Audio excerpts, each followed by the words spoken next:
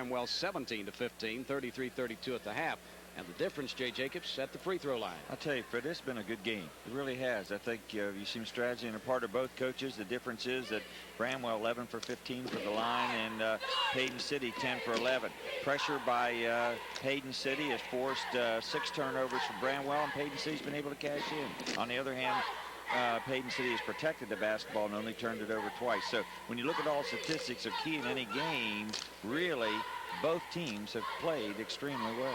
And we expected that. Of course, both teams, as we mentioned, came in undefeated. And again, the only thing that we had, the only parameter we could measure them by, really, and to be fair about it, was the Metro News Power Index. The Metro News Power Index, the final poll, as we mentioned, showed that Paden City played just a little tougher schedule than Bramwell. And other than that, what else do you go by? Both teams undefeated. Both teams have been up and down, I think, to be fair about it, in this state tournament play. I think both coaches would agree. The only difference right now, the Bramwell Millionaires are on top by a point, and it's been that close. You know, you talk about that power index, and I'll tell you something, that has been more discussion down here than has some of the basketball games. I think the coaches are into it. Statewide, it's been a tremendous thing. It needs to be shown in probably a lot of other states. There's just a lot of good things with that, Fred. I know I enjoyed it every week I had it because I used it in all my broadcasts. Individually, the Paden City Wildcats have 10 points from Troy Cooper at halftime. Mike Morris has 2. Mike Harlan has 3. Mitch Kerber has 10. Jeff Anderson has 4. Aaron Jones has 3.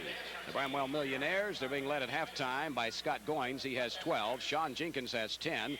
Lamont Woods has 6. Alan Baldwin has 5. That's the extent of the scoring in the first half individually for both teams. We're at halftime with your score: Bramwell 33, Paden City 32. You're listening to exclusive Metro News coverage of the 1987 West Virginia State Championship Tournament. At the half, with Keith Appel. Paden City and Bramwell have at least another half to go before they decide who will reign over Class Single A for the next year.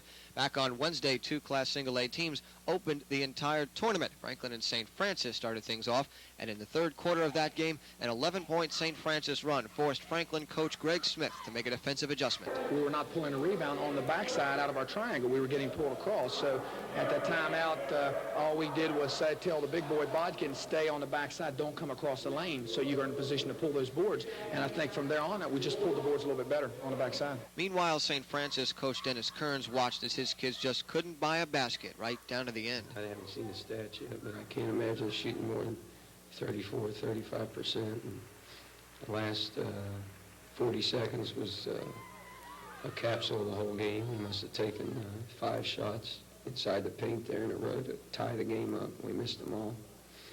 And you're just not going to win in a championship shooting 35%. One of our teams today, Paden City, had to struggle to beat its quarterfinal opponent, Tigers Valley, and Coach Bob Burton was visibly distressed with his team's play despite the victory. The game was a lot closer than he thought it should have been. Much closer. I thought we played, we just didn't take care of the basketball. We didn't play real well. I got to take a great deal of responsibility. I thought we were a little bit disorganized. And, we're very fortunate. I thought we shot well at times, but at times we shot terrible. In the other bracket, undefeated Bramwell met Kermit, which led the Millionaires almost from start to finish. Almost. Down 14 points in the third quarter, Bramwell rallied to win 54-51, and Kermit coach Kent Hoke, after a bitter defeat, had praise for the team that beat him. Bramwell's got a good ball club.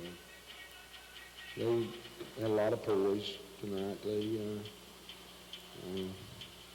They've been here before, and they didn't shake. I know what it's all about. Later that day, a game Hamlin team just wasn't big enough to contend with a much taller Pineville team and fell 79-66. In the semis, Paden City returned to form, grabbing a second-half lead over Franklin and icing the game with a solid spread offense. That's kind of typical games for us.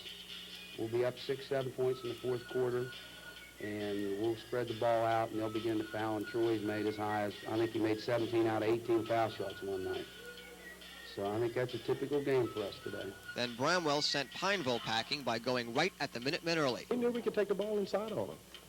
And we got started early, and that kids gained confidence as the game went on. And we knew we could just take it at their big people anytime we wanted to. But I tell you, our people, they're not that small. I mean, they play tall.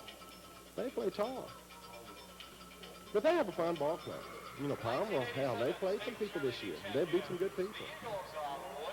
And we play tough people this year, too. That's Bramwell coach Bob Ray. And now it's Ray's Millionaires and Burton's Wildcats. Another half to go. For the State Tournament Network, I'm Keith Appel. Thank you, Keith Appel. At halftime, your score. The Bramwell Millionaires 33, the Paden City Wildcats 32. Will return in a moment with second half action on the Metro News Radio Network.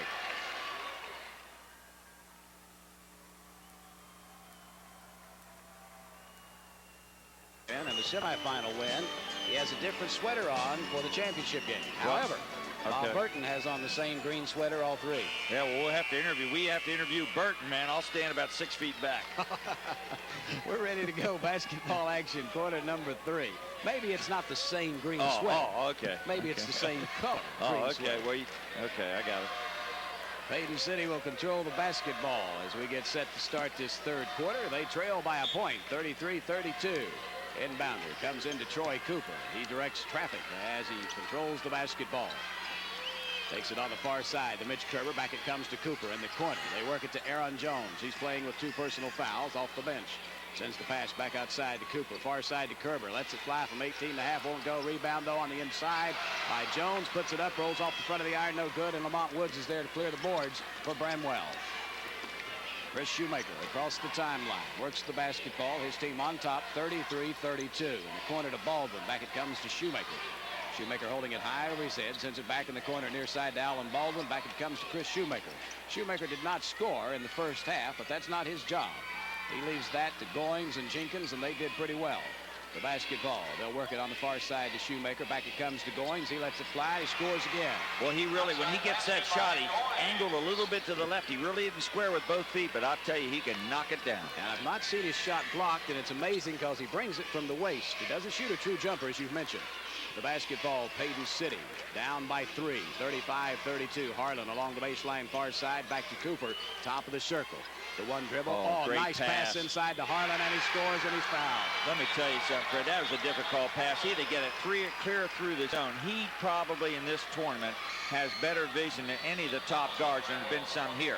He can thread a needle, and we're talking about Cooper from Paden City. He split 4 people there to get the ball down underneath the Harlan. And Alan Baldwin picks up the first personal foul for him this afternoon. 35-34. Harlan can tie this thing up. He's 1 of 2 from the line. He has 5 points in the contest. 6'6" and a junior. And we're tied.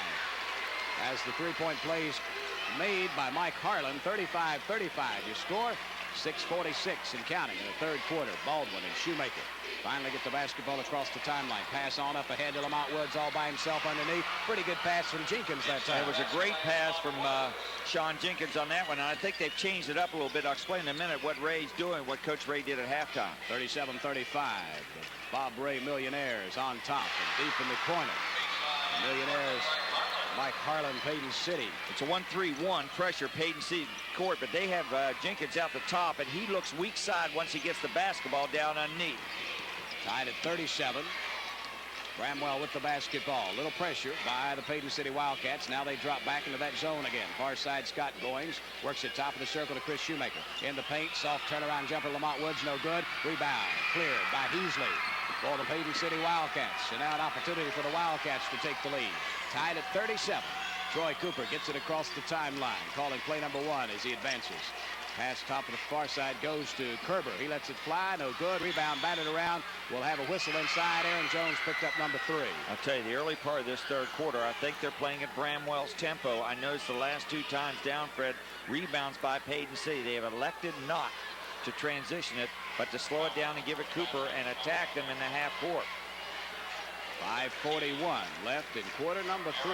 Bramwell and Paden City, 26-0. A classic single-A matchup for the championship of the state of West Virginia Class Single-A Division. Top of the circle, Shoemaker. Now they work it in the corner to Baldwin. He'll put it up from there. It's good. Boy, you're going to have to come out on him because I tell you, he's been told to take that shot. He can hit it. He has 7 points in the basketball game. 39-37. Bramwell back on top by a bucket in the corner, far side. They get it to Harlan. They'll send it back to Kerber, top of the circle. Troy Cooper lets it fly. Yes. Much more effective outside is Troy Cooper. Inbounder gets away from Bramwell, but Goings is there to pick it up. Gets around Troy Cooper in the front court. Now the pass stolen away from behind. Great defensive play by Troy Cooper. Knocked it back in bounds into the hands of Harlan. He gives it back to Cooper. Down along the right side of the lane. Shot off the glass, won't